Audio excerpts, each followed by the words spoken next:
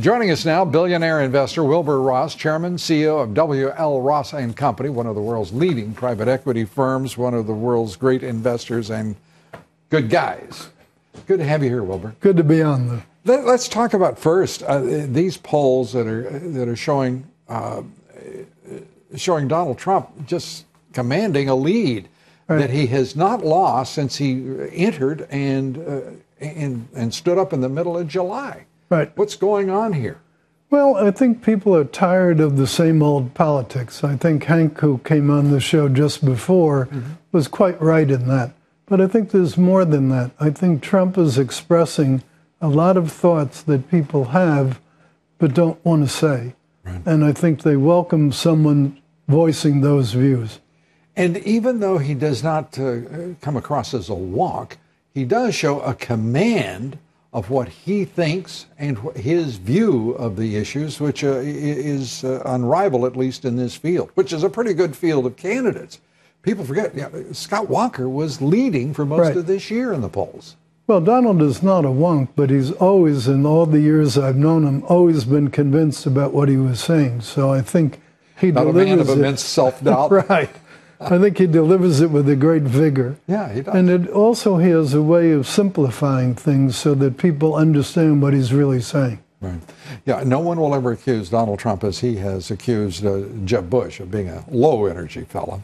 Let's turn to, if we may, the Clinton emails here. She finally, after 6 months, relents and says she has some plausible responsibility in it all and is sorry, not necessarily to whom or for what, but at least gave an apology.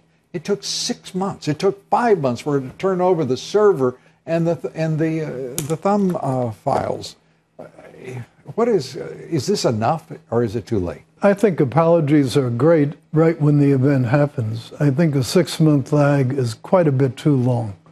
And I think what it does show is her perception that this thing is getting bigger and bigger and more of a problem. And I want to go back to, you had an event at your home out in Southampton. Right.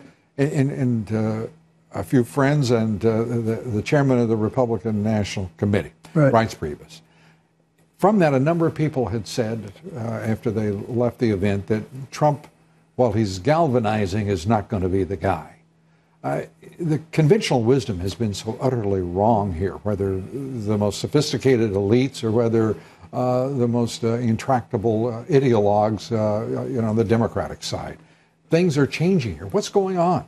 Well, I think the people, first of all, at the event itself, Reince was very conciliatory about Trump and said that he felt, as I do, that Trump did a very good job galvanizing people back into interest in Republican politics. I think Trump has done another thing that's very important. He's the first Republican candidate to say, it's good to be rich, it's good to be successful, that's a boost to your political resume, not a handicap. And I think one of the problems Romney had was he couldn't get used to that. He was a little shy about having been successful. Maybe because he knew he hadn't been quite as successful as Donald Trump. Do you suppose that? Well, based on Donald's numbers, he's more successful than almost anybody I know.